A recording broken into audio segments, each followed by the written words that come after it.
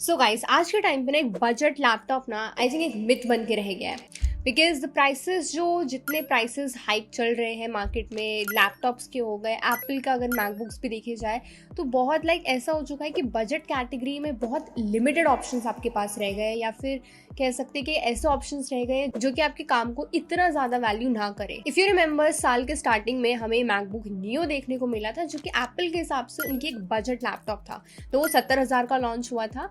70,000 का एक budget category थोड़ा सा आयरॉनिक जरूर था, बट हाँ 60,000 का क्योंकि वो स्टूडेंट के लिए था, then we can definitely say that कि वो एक बजट मैकबुक जरूर था। एंड एप्पल के हिसाब से it was definitely a budget category MacBook. उसके बाद होता है price hike, and price hike के बाद सीधा 10,000 से जो प्राइसेस है वो बढ़ जाते हैं। एंड अपेरेंटली अब देखा जाए तो मैकबुक नियो का जो बेस वेरिएंट का प्राइस है दैट इज अराउंड 80,000। एंड अगर आप 512 GB वाला वेरिएंट लेते हो तो उसके आपको और ज्यादा पे करना पड़ेगा अपेरेंटली, एंड वो बजट कैटेगरी से तो बिल्कुल आउट हो जाता है। आज के टाइम पे आई डोंट फील लाइक कि 80,000 जो है ना वो एक बजट कैटेगरी है। 60 से 70,000 फिर भी आप एक बजट कैटेगरी डिफाइन कर सकते हो, बट 80,000 नो। ऐसे में if you are planning to buy a MacBook Neo then watch this video till the end. There are some good things about this MacBook, but there are so many negative points जो कि आपके decision को शायद से change कर दे. So there are some reasons that you shouldn't buy a MacBook Neo in 2026 after the price hike. एक ना hype versus reality check देख लेते हैं। जब ये मैकबुक नियो अपेरेंटली लॉन्च हुआ था, यू गाइस रिमेंबर कि कितने इन्फ्लुएंसर्स ने इसका रिव्यू करा था, कितने पॉजिटिव रिव्यूज इसको मिले थे।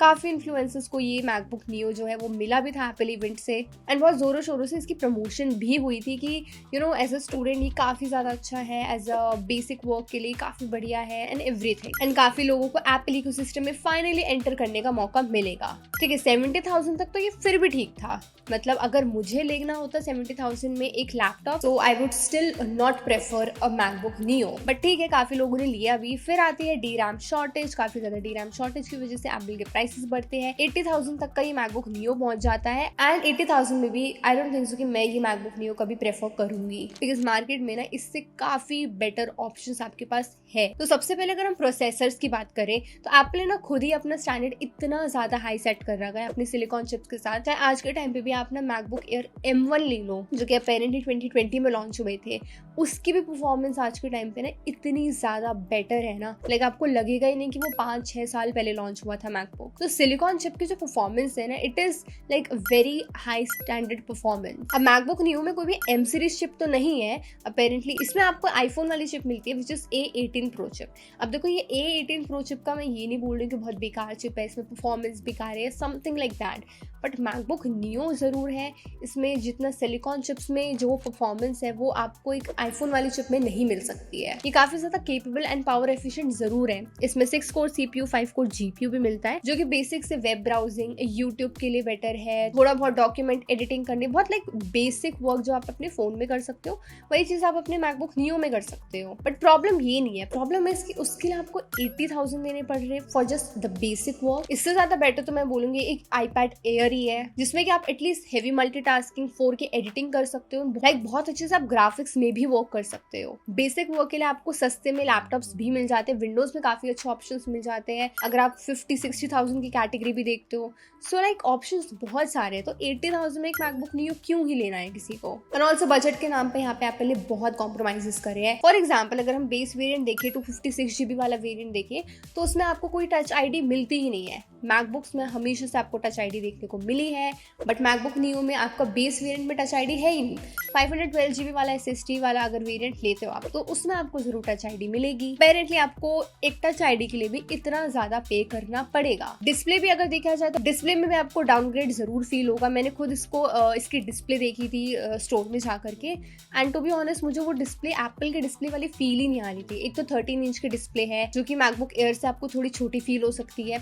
सेकेंडली इसमें ट्रू टोन टेक्नोलॉजी भी नहीं है, and P3 white colour support भी इसमें नहीं मिलता है, जो कि आपको एयर सीरीज में डेफिनेटली मिलती है। ये सिर्फ एक standard sRGB colour space use करता है, तो मतलब एवरेज से आपको स्क्रीन मिल रही है, स्क्रीन में भी आपको कॉम्प्रोमाइजेस मिल रहे हैं। मतलब जो एप्पल वाली डिस्प्ले वाली फील है ना, वो आपको मैकबुक नियो में नहीं मिलेगी। एंड ये ना खुद भी आप स्टोर पे जाकर चेक कर सकते हो कि एक मैकबुक नियो को ले लेना एंड दूसरी तरफ आप मैकबुक एयर रखना, एंड आपको डेफिनेटली डिफरेंस जो है वो दिखेगा। एंड सबसे ज्यादा जो मेरे को सबसे बेकार चीज लगी है इसमें, दैट आर द पोर्ट्स। वैसे मैकबुक में पोर्ट्स की कमी रहती है, एयर में भी रहती है, बट एटलीस्ट आपको थंडरबोल्ट पोर्ट्स तो मिलते हैं।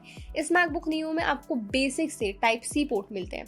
There is no Thunderbolt port. एक तो 2 टाइप सी पोर्ट है, एक 10 GB पर सेकेंड वाला, और जो दूसरा पोर्ट है वो USB 2.0 स्पीड पर चलता है, यानी कि इतने ज्यादा स्लो पोर्ट्स भी है, थंडरबोल्ट पोर्ट है नहीं। 2 लिमिटेड से पोर्ट इसमें मिलते हैं। एंड डाटा ट्रांसफर स्पीड में तो आपको बहुत ज्यादा डिफरेंस नजर आएगा एक्चुअली में। देन अगर हम रैम की भी बात करें तो इसमें आपको 8 GB की रैम मिल रही है। इमेजिन 2026 में 80,000 रुपए में आपको 8 GB की रैम मिल रही है, जहाँ पे टेक्नोलॉजी इतनी फास्ट हो गई है, AI वर्कलोड्स आ गए हैं, एंड जो न्यू अपडेट्स भी हम देखें अगर मैकओएस का, उन सब में 8 GB RAM it's very very very basic. जहाँ पे अपनी मल्टीटास्किंग करने की सोची, 15 से 20 टैब खोले, वहाँ पे 8 GB रैम आपको बहुत स्लो फील जरूर होगी।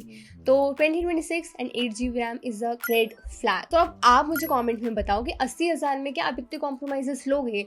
मतलब एक ऐसा लैपटॉप जहाँ पे आप सोच रहे हो कि आपका सारा बेसिक वर्क कर सकते हो, बट बेसिक वर्क के लिए भी आपके पास बहुत अच्छे ऑल्टरनेटिव्स एंड सस्ते में भी बहुत अच्छे ऑल्टरनेटिव्स आपको मिल जाएंगे। 80,000 स्पेंड करना इज नॉट वर्थ इट। इससे ज़्यादा बेटर ऑप्शंस, बेटर ऑल्टरनेटिव्स जो मैं अगर आप बताऊँ, मैंने जो खुद से यूज़ करे हैं, मैंने खुद से जो एक्सपीरियंस करा है, दैट आई वुड से कि just go for a MacBook air M1 और M2।